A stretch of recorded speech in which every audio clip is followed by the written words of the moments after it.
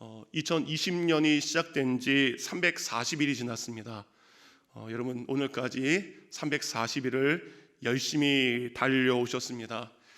가정에서 아버지와 남편으로, 또 어머니이자 아내로, 또 일터에서 우리 사장님과 또 직장인으로, 학교에서 또 학생으로 여러분 수고하셨습니다.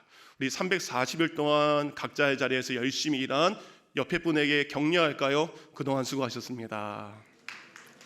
고생하셨습니다. 예. 미국에 살면서 정말 다양한 민족들 많이 보게 되었는데 정말 한국 분들처럼, 우리 한국 민족처럼 치열하게 그리고 열심히 살아가는 민족을 별로 본 적이 없었던 것 같습니다. 우리는 올해 2022년을 시작하며 많은 계획들을 세웠습니다. 그리고 이제 2023년을 얼마 남지 않은 상태에서 우리는 또다시 많은 계획들을 세우실 것입니다. 자기 일터에서 그리고 가정에서 일어났으면 하는 일들, 내년에 우리 집에서, 우리 일터에서 일어났으면 하는 많은 일들을 여러분 계획하실 것입니다. 그리고 그 모든 계획이 여러분이 계획하신 대로, 여러분의 뜻대로 이루어졌을 때 여러분 참된 기쁨과 행복이 찾아올 것이라고 여러분은 기대할 것입니다. 그래서 우리는 우리 스스로가 세운 인생의 계획을 이루기 위해서 애쓰며 수고하며 노력하며 열심히 살고 있습니다. 그래서 우리가 항상 계획을 짤 때 월스트, 나쁜 것을 짜지 않습니다. 가장 베스트만을 우리 계획에 짜게 됩니다. 우리는 늘 계획을 통해서 최고의 것을 바라봅니다. 더 많은 것을 품에 안으려고도 합니다. 그리고 지금보다 더 높이 올라가려는 계획을 우리는 하게 됩니다. 기왕이면 가장 좋은 학교를 가고, 기왕이면 좀 더 좋은 직장에 취직을 하고, 조금이면 내가 아직 결혼 안 했다면 좀 더 좋은 배우자를 만나는 계획을 우리가 세우게 됩니다. 그런데 우리가 그토록 원했던, 꿈꾸던 그 베스트의 인생이 우리 인생의 참된 행복과 참된 기쁨을 가져다 줄까요? 저는 얼마 전까지 세계적인 복음 증거자였던 우리 빌리 그레이엄 목사님이 사역하셨던 노스캐롤라이나 샬롯이라는 곳에서 사역을 했었습니다. 빌리 그레이엄 목사님은요, 자그마치 70년 동안 125개국을 다니면서 무려 22억 명에게, 사람들에게 복음과 말씀을 전하신 분입니다. 저희 나라에도 인연이 깊어서 많이 찾아오셨죠. 그렇게 목사님은 전 세계 수많은 사람들을 만났습니다. 각 나라의 대통령들, 재벌들, 정치인들, 수많은 유명 인사들과 대화를 나눴어요. 그리고 그들과 나눈 대화를 행복이라는 책으로 한 권의 책을 만드셨습니다. 그 책에 이런 내용이 기록되어 있습니다. 어느 날 텍사스의 백만장자가 나에게 이렇게 털어놓았다. 나는 돈으로 행복을 살 수 있다고 생각했습니다. 그러나 그 망상이 비참하게 깨졌습니다. 어느 유명한 여배우가 와서 이렇게 고백합니다. 나는 돈도 있고 미모도 있고 매력도 있고 인기도 있습니다. 그럼 나는 당연히 세상에서 가장 행복한 여자가 되어야 합니다. 그러나 나는 지금 비참하게 이룰 데가 없습니다. 왜 그럴까요? 존경받는 영국의 위대한 정치가가 빌리 그레이엄 목사님께 와서 이런 이야기를 했다라고 합니다. 저는 삶의 의미를 모두 잃어버렸습니다. 목사님, 제게 희망의 빛을 줄 수 있나요?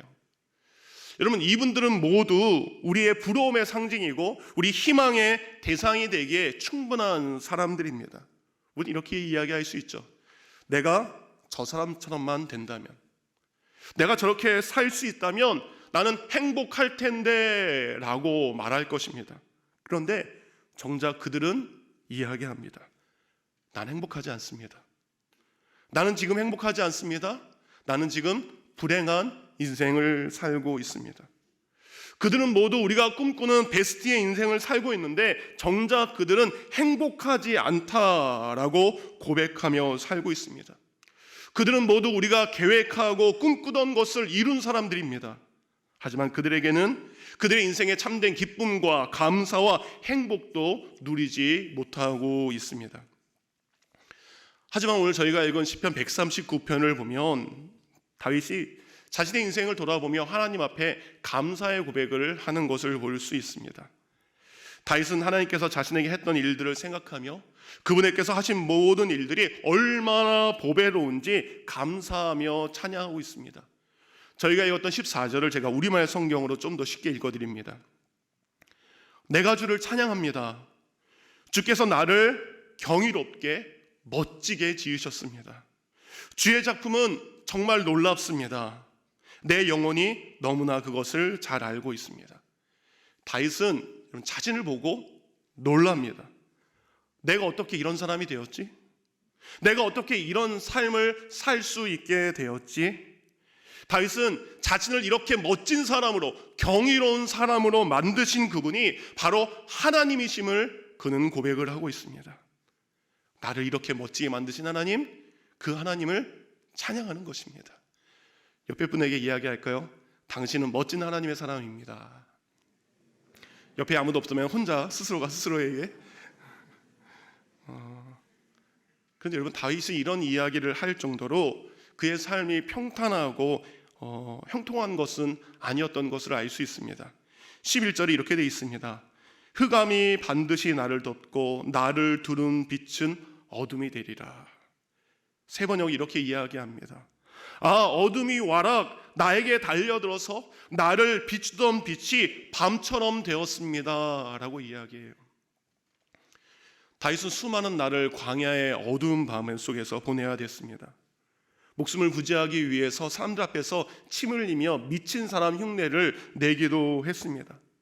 사랑하는 아들의 반역으로 하루아침에 궁궐에서 맨발로 도망친 것을 경험하기도 했습니다.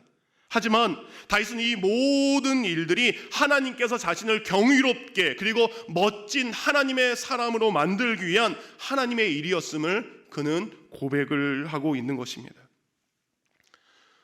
지난 몇 달 동안 저와 저의 아내가 가장 많이 들었던 이야기가 있습니다. 왜? 라는 이야기를 정말 많이 들었습니다.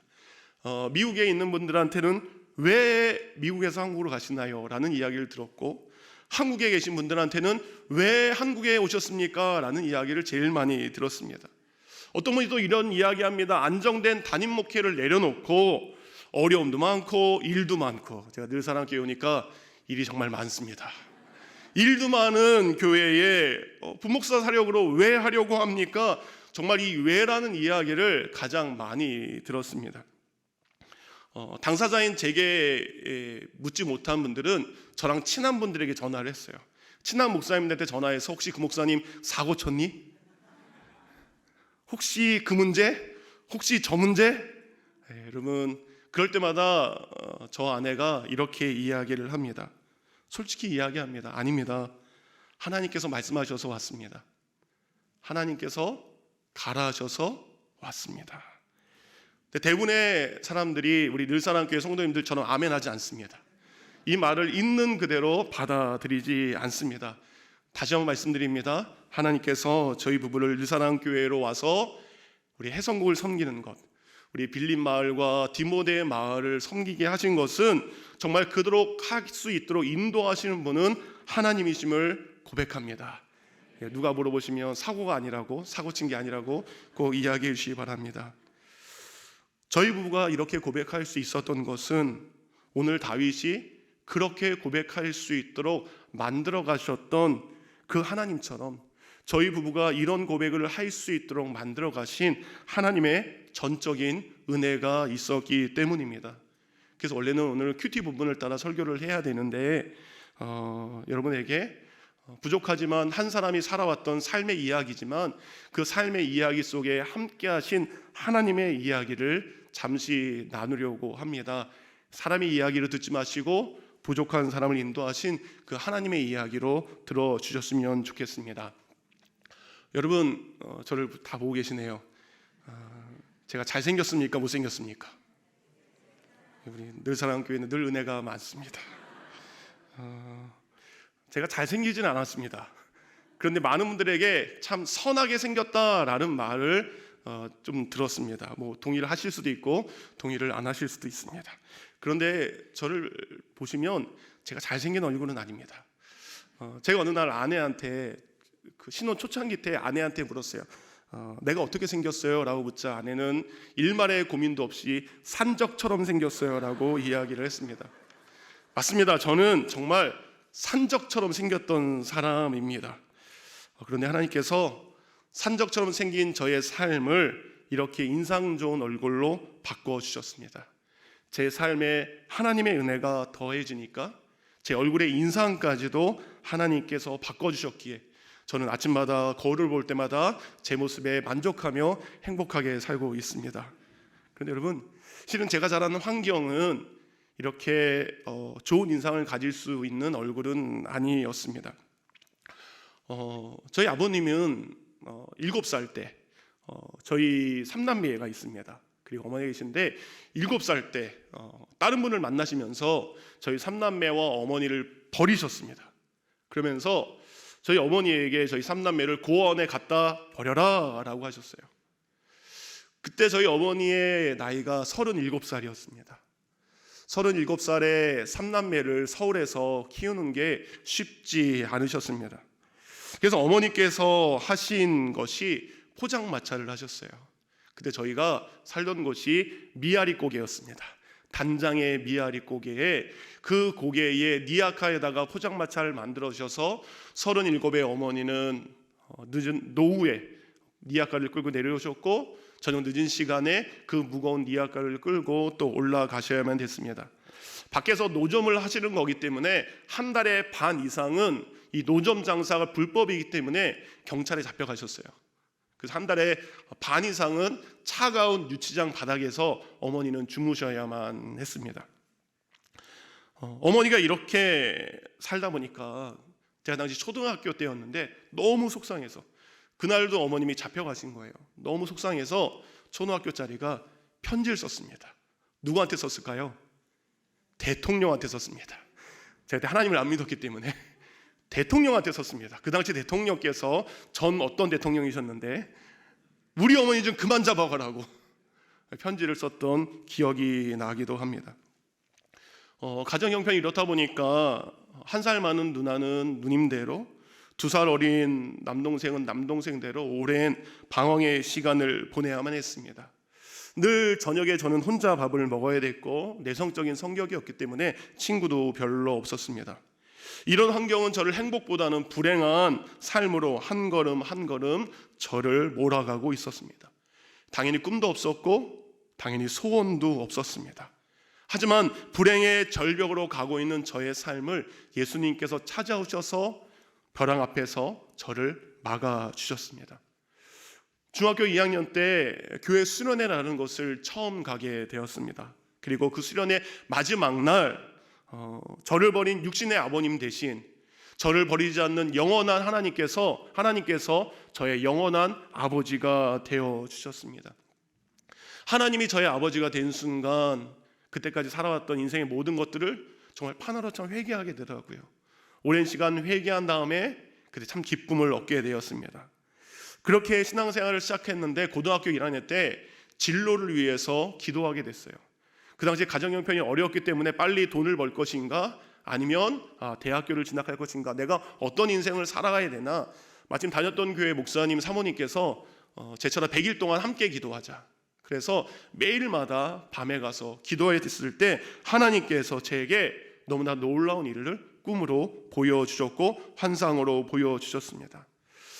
제가 100일째 봤던 그 환상과 꿈은 아이들에게 예수님의 사랑을 가르치는 것이었고 예수님의 사랑을 전하는 것을 보게 되었습니다.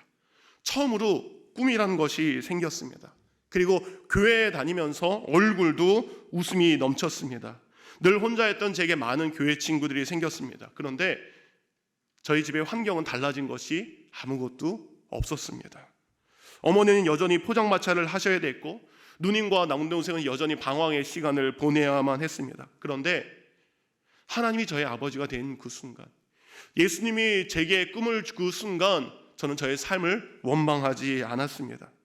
그때부터 제가 할 수 있는, 하나님께서 주신 그 꿈을 향해 할 수 있는 것을 고민하게 되었습니다. 제가 아이들을 되게 좋아했거든요. 아이들을 전도하기 위해서 어떻게 했을까요?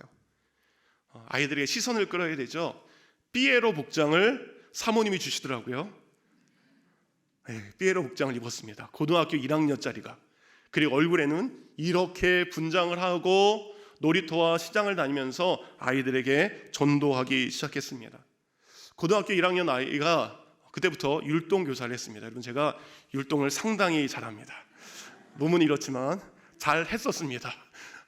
그리고 아이들에게 하나님의 말씀을 전하기 위해서 철로 역정을, 옛날에는 큰 궤도죠, 악보 넘기는 궤도에다가 그림으로 해가지고 아이들에게 철로 역정을 매 주마다 구연동화로 읽어주기도 했습니다.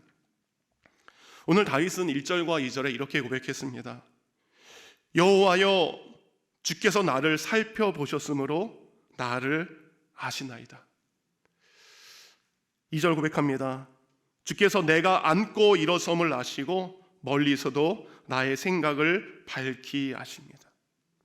하나님은 그런 인생을 살아가는 저를 보고 계셨습니다. 저의 눈물을 아셨고 저의 인생의 수고하고 무거운 짐을 아셨습니다. 그리고 그 아신 주님은 제게 찾아오셨습니다. 그리고 하나님은 제 인생의 아버지가 되어주셨고, 예수님은 제 삶의 구원자가 되어주셨고, 성령님은 갈 수 없는 길에 제 삶의 인도자가 되어주셨습니다. 그렇게 아이들이 좋다 보니까 나중에 신학교를 가게 되었죠. 군대를 제대한 후 이제 드디어 전도사로서 아이들을 가르칠 수 있게 되었습니다.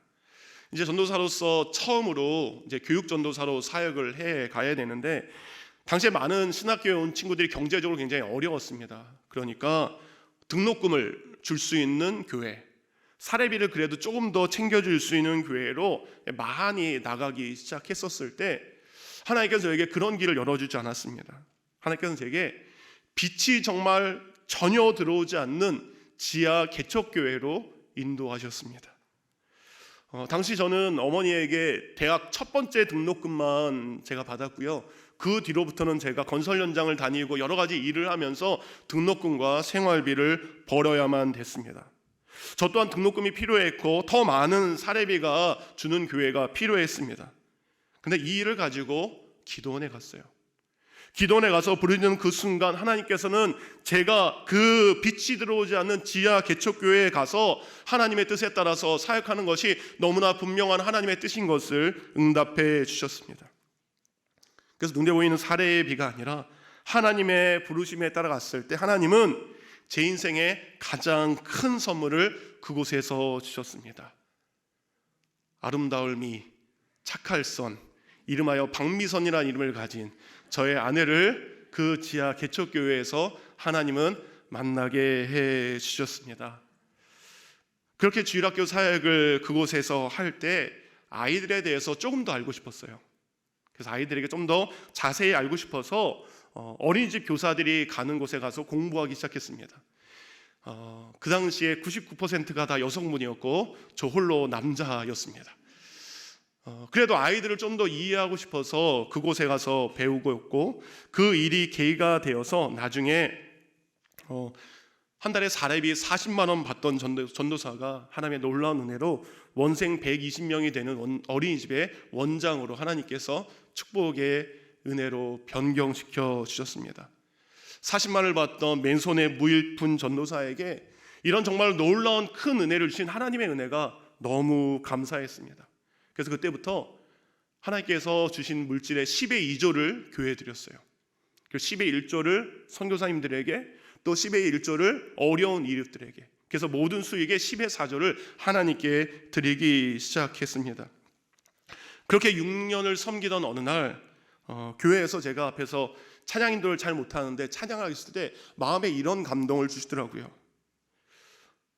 하나님께서는 하나님의 나라와 하나님의 교회를 섬긴 이들에게 놀라운 복을 주십니다. 여러분, 하나님께서 조만간 저희 가정 가운데 이곳에서 제일 큰 어린이집을 하게 하실 것입니다 라는 말을 저도 모르게 믿음으로 선포하게 되었습니다.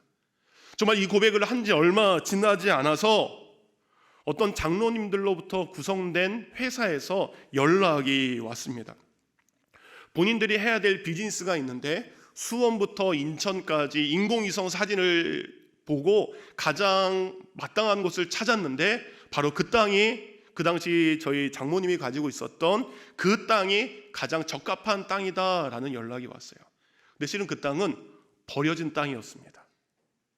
이 정말 아무 쓸모없는 땅이어서 그 당시 우리 장인 장모님께서 나라에다가 이 수용해 달라고 할 정도로 아무 쓸데없는 그 땅을 하나님께서 택하셔서 그 일을 통해 정말로 그 당시 제가 경기도 시흥에 있었는데 경기도 시흥시에서 가장 큰 유치원을 건축할 수 있게 은혜를 주셨습니다.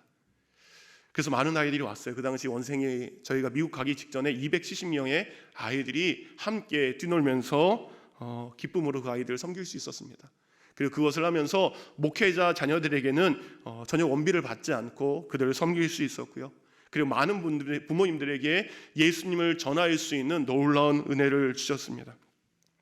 그렇게 주중에는 유치원에서 열심히 일을 하고 주말에는 교회에 가서 열심히 주일학교를 하고 그리고 하나님께서 제게 주신 이 물질의 복으로 교회와 목사님들 섬기는 것이 제가 할 수 있는 믿음의 최선의 삶이라고 저는 그렇게 믿고 있었습니다. 당시 물질의 복을 하나님께서 주시면서 아내와 제가 처음 품었던 꿈이 있습니다. 빨리 돈 벌어서 집 사자, 이게 아니었어요. 우리 돈 벌면 선교사님들을 위한 게스트하우스를 짓자. 이것이 저희 부부에게 주신 첫 번째 꿈이었습니다. 그래서 하나님께서는 저희 부부가 이렇게 사는 것을 원하실 줄 알았습니다. 하지만 하나님은 이런 저의 생각과 다른 생각을 가지고 계셨습니다. 2008년 11월 마지막 주일, 다른 주일과 마찬가지로 교회에서 예배를 드리고 있었고 앞에서 담임 목사님이 설교를 하고 계셨어요. 근데 그 설교를 하고 듣는 중에 제 마음에 너무나 분명하게 이런 감동을 주셨습니다. 내게 전적으로 헌신해라. 유치원과 교회 두 곳을 섬기고 양다리 걸치고 있는 것이 아니라 내게만 전적으로 헌신해라 라는 분명한 감동을 주셨습니다. 여러분, 제가 제일 힘들어하는 게 있습니다. 쇼핑입니다. 왜냐하면 저에게는 약간의 그 결정장애가 있습니다. 이게 좋은지 저게 좋은지 생각할 때 좀 걸려요. 그런데 이날은 이 말을 듣고요, 집에 가면서 아내에게 그날 바로 이야기했어요. 우리 미국 갈 거야. 준비하자. 그날 오전에 말씀 듣고 오후에 차 타고 가면서 아내에게 미국 갈 것을 얘기했습니다. 그리고 정말로 하나님께서 제게 주신 모든 삶의 것들을 내려놓고 미국으로 가게 되었습니다. 제가 아이들 공부를 하느라고 대학원 공부를 못했습니다. 그래서 아내에게 한국에서도 대학원 공부를 할 수 있는데 눈에 보이면 자꾸 마음에 갈 거 아니에요. 그래서 눈에 보이지 않는 저 미국으로 와서 공부하는 것이 하나님의 뜻인 것으로 순종하게 되었습니다. 그래서 몇 달 뒤 2009년 37살의 늦깎이 학생으로 미국으로 유학의 길을 떠나게 되었습니다. 분명히 말씀에 순종해서 유학의 길을 시작했습니다. 그런데 유학 생활이 쉽지 않았습니다. 몇 년이 지나자 가지고 왔던 돈이 바닥이 보이기 시작했습니다. 아내와 함께 한국에서 했던 유치원들은 이제 처가 식구들이 하게 되었고 저희 부부는 그 유치원을 내려놓고 왔기 때문에 어떤 경제적인 도움도 유치원에서 받지 않았습니다. 경제적인 어려움이 시작되면서 수업을 월요일 아침부터 저녁까지 다 몰아서 듣기 시작했습니다. 그리고 화요일부터 토요일까지 아침 9시부터 밤 8시까지 옷가게에서 점원으로 일하기 시작했습니다. 어느 날은 통장에 잔고가 없는 거예요. 이 기름이 떨어지면 다음 기름 넣을 돈이 없는 거예요. 하나님 말씀에 순종해서 왔습니다. 그런데 순종해서 왔지만 일어나고 있는 여러 가지 현상들은 제 몸과 마음을 더 지치게 하고 있었습니다. 이제 1년 반 뒤면 한국 가서 공부 마치고 목회를 시작해야 되는데 그 사람이 강단에서 설교하고 있는 것이 아니라 아침부터 저녁까지 옷가게에서 사람들한테 물건 사라는 말만 하고 있으니 제 마음 가운데 두려움이 찾아오기 시작했습니다. 그래서 정말 새벽에 가서 간절히 기도했어요. 하나님, 이건 아니잖아요. 새벽마다 하나님 앞에 그 길에 인도함 봐달라고 날마다 부르짖게 되었습니다. 하루 종일 일하느라고 피곤하고 저녁에 와서 늦게까지 숙제를 하느라고 새벽에 잠든 날도 많았지만 다음날 새벽에 나와서 하나님 앞에 도움을 구했습니다. 그러다 어느 날 제가 다니고 있던 신학교의 학장님이 어느 교회에 가서 설교를 해야 되는데 본인 일정이 안 맞아서 다른 목사님에게 설교를 부탁한 거예요. 근데 그 목사님도 그곳에 가서 설교할 스케줄이 안 됐던 겁니다. 누구에게 그 기회가 왔을까요? 제게 기회가 왔습니다. 너무 설교하고 싶었던 제게. 그런데 그곳이 자그마치 차를 타고 4시간을 가야 되는 곳이었습니다. 차를 타고 4시간 가도 문제 없었습니다. 설교할 수만 있다면, 목사가 말씀을 전할 수만 있다면 그 4시간 가는 것이 문제가 되지 않았습니다. 기쁜 마음으로 가서 금요일 저녁, 토요일 새벽, 주일 1, 2부 설교를 마치고 돌아오게 되었습니다. 그렇게 설교를 하고 돌아왔는데 몇 달 뒤에 갑자기 그 교회에서 연락이 온 거예요. 목사님, 저희 교회에서 새로운 목사님을 뽑고 있는데 목사님도 청빙 대상으로 성도님들이 서류를 받았으면 한다라는 겁니다. 마감이 토요일이었는데 월요일인가 화요일 날 연락이 왔어요. 제가 보니까 청빙 자격이 5가지였습니다. 담임 목회 경험이 있어야 됩니다. 대학원을 졸업했었어야 됩니다. 그리고 미국 이민 목회를 해야 되기 때문에 영어를 잘해야 됩니다. 그리고 교회에서 사례비를 주시기 때문에 사례비를 받을 수 있는 종교비자라든지 영주권이나 시민권을 가지고 있어야 됩니다. 그리고 전임 목사님이 찬양인도를 굉장히 잘했기 때문에 찬양인도를 정말 잘하는 찬양사역에 대한 5가지의 청빙 조건이 있었습니다. 근데 아시는 것처럼 저는 그 5가지에 아무것도 해당이 되지 않았습니다. 그러니까 제가 기대를 하고 할까요? 안 하고 할까요? 안 하고 가죠.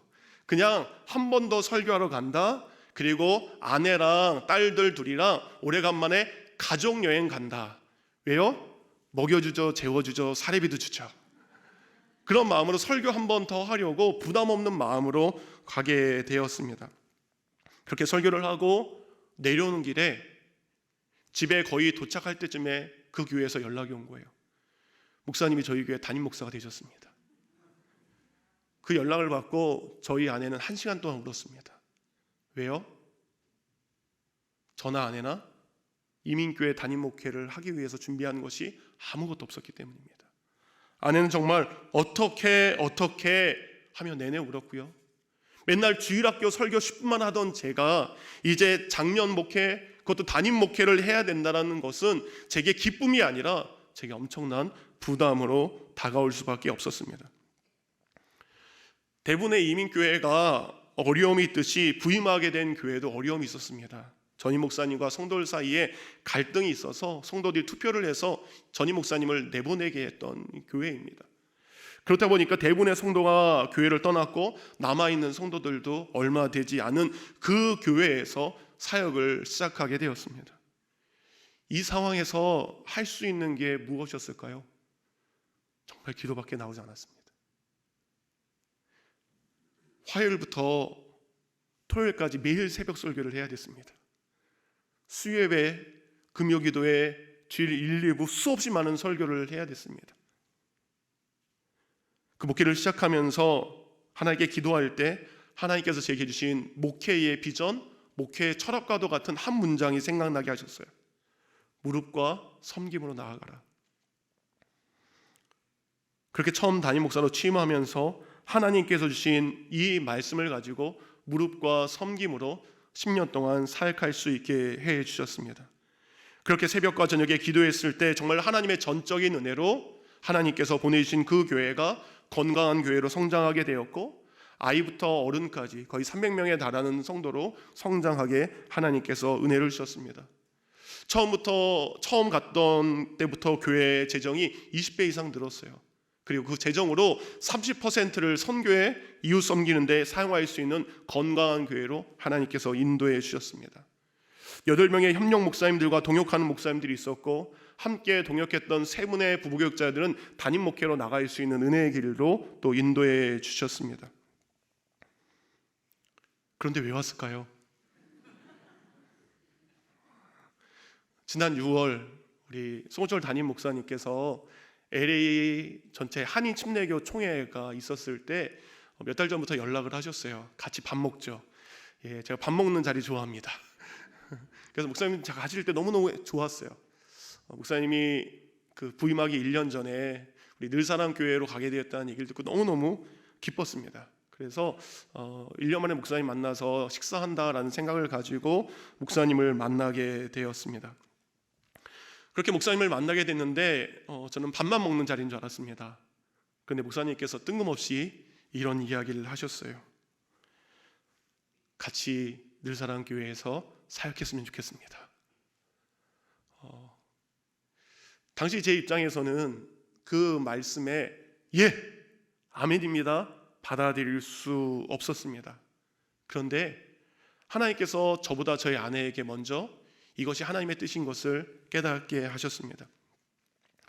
샬롯에서 LA로 가는 비행기를 저희가 당연히 예약을 하고 비행기를 타게 되는데 자리가 없는 거예요. 그래서 저는 겨우겨우 탔어요. 그래서 나를 태워주면 아내도 태워주겠지 하고 비행기를 탔는데 문을 닫는 거예요. 근데 그 순간 아내를 두고 저 혼자 가야 되는 그것과 함께 너무 미안한 거예요. 근데 갑자기 어느 한 남자가 일어나는 거예요. 그리고 문 밖으로 나간 거예요. 그리고 아내가 마침내 비행기를 탈 수 있게 되었습니다. 비행기를 타고 오는데 서로 떨어져 있을 때 하나님께서 그때 아내에게 이런 마음을 주셨대요. 내가 안 간다고 못 가는 자리가 아니라, 내가 가고 싶다라고 가는 자리가 아니라, 이번 총회 때 하나님께서 우리 부부를 그곳으로 인도하실 이유가 있고 그 총회에서 하나님께서 듣게 하실 이야기가 있다라는 것을 아내가 그 순간 깨닫게 되었다라고 합니다. 총회 갔는데 첫날 말씀이 이거였어요. 이삭이 흉년이 들었을 때 그가 가고 싶었던 애굽으로 내려가는 것이 아니라 하나님께서 말씀하신 그랄 땅에 가는 것, 이 말씀에 대한 설교를 첫째 날 오신 최병남 목사님이 말씀을 강남중앙침례교회 최병남 목사님이 하셨어요. 그 이야기를 듣고 아내와 숙소에 들어와서 이런 이야기를 했습니다. 맞다 여보, 우리가 가고 싶은 곳에 가서 목회하는 것이 아니라, 우리가 원하는 곳에 가서 목회하는 것이 아니라 하나님께서 부르시는 곳으로, 하나님께서 원하시는 곳으로 가서 목회하자라는 마음을 주셨었어요. 그게 전날 하나님께서 주신 응답이었습니다. 근데 그 다음 날 송호철 목사님께서 이 이야기를 하신 것이었습니다. 아내는 그 자리에서 네라고 대답하지 않았지만 목사님과 사모님의 이야기를 듣고 우리를 LA로 인도하셨음을 확신하며 많은 눈물을 흘리게 되었습니다. 근데 저는 미국에서 담임 목회하고 있는 제가 한국에 있는 교회로 가는 것도 그렇고 부목사로 사역하는 것에 흔쾌히 예스라고 이야기할 수 없었습니다. 그 자리에서는 목사님에게 기도해 보겠습니다라고 했지만 제 마음 가운데는 정말 맞을까? 아니요라는 이야기가 흘 수밖에 없었습니다. 모든 일정을 마치고 돌아왔습니다. 그리고 샬롯으로 돌아온 다음 날 성도님들과 함께 성경 공부를 그날 하게 되었어요. 그날 성경 공부의 주제가 뭐인지 아십니까? 순종이었습니다. 하나님의 부르심에 대해 성도님들에게 순종해야 됩니다라는 이야기가 제 입 밖을 빠져나가서 성도들에게 가고 있을 때 그 순간 놀라운 걸 체험하게 됩니다. 내가 방금 뱉었던 그 말이 다시 제게 돌아오는 거예요. 그럼 너는 왜? 그럼 너는? 이란 의미로 제게 그 말이 다시 다가왔습니다. 성도들에게는 순종하라고 이야기하면서 순종을 말하는 너는 왜? 라는 응답이 왔습니다. 그러면서 14년 전 내게 전적으로 헌신해라 라고 하셨던 그때의 성령의 감동의 음성이 그 순간 제게 똑같이 들렸습니다. 정말로 13년 전, 14년 전 컨트롤 C 하는 걸 컨트롤 V 해가지고 이야기하셨어요. 근데 한 가지의 단어만 바뀌었습니다. 내게 전적으로 순종해라. 예전에는 전적으로 헌신했다면 이번에는 전적으로 순종해라 라는 말씀을 주셨습니다. 제가 그 하나님의 부르심을 의심하고 하나님의 뜻인지 구별하지 못할 때 하나님은 제가 이전에 경험했던 그 경험, 내가 모든 것을 포기하고 내려놓았을 때 이민 목회를 섬길 수 있게 해주신 그 하나님의 인도하심이 다시 생각나게 했습니다.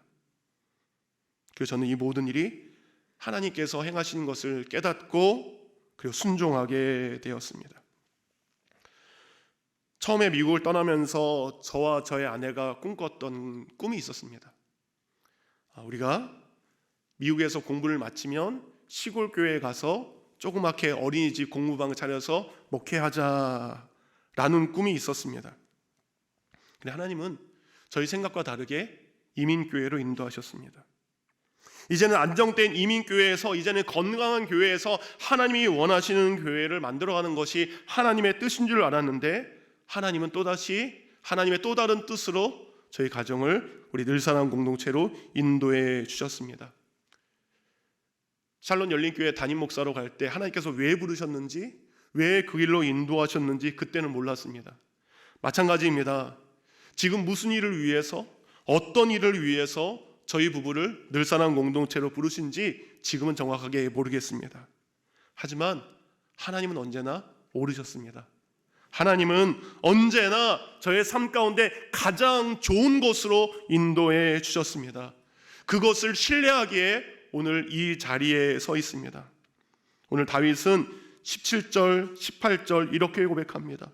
하나님이여, 주의 생각이 내게 어찌 보배로우신지요. 그 수가 어찌 그리 많은지요. 내가 새려고 할지라도 그 수가 모래보다 많도소이다. 내가 깰 때에도 여전히 주와 함께 있나이다. 여러분이 생각하는 것보다 그 이상으로 하나님은 놀라운 생각을 여러분을 위해 가지고 계십니다. 여러분이 뜻하시는 것보다 하나님은 더 위대한 뜻을 여러분에게 가지고 계신 줄 믿습니다.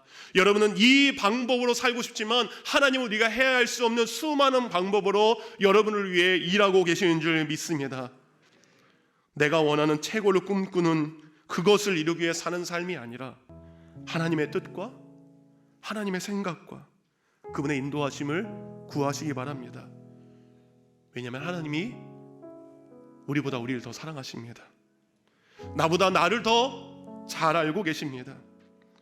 왜냐하면 하나님은 여러분을 만드신 분이기 때문입니다.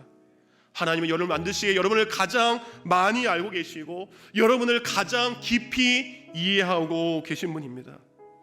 그분이 여러분을 떠나지 않고 여러분을 포기하지 않고 여러분과 늘 함께 하십니다. 여러분을 향한 그분의 수는, 그분의 생각은 셀 수 없습니다. 그분의 사랑은 끝이 없습니다. 그 사랑을 의지해서 오늘도 내 생각과 내 방법과 내 뜻이 아니라 하나님의 은혜를 의지하며 살아가는 저와 여러분이 되기를 예수 그리스도의 이름으로 축원합니다.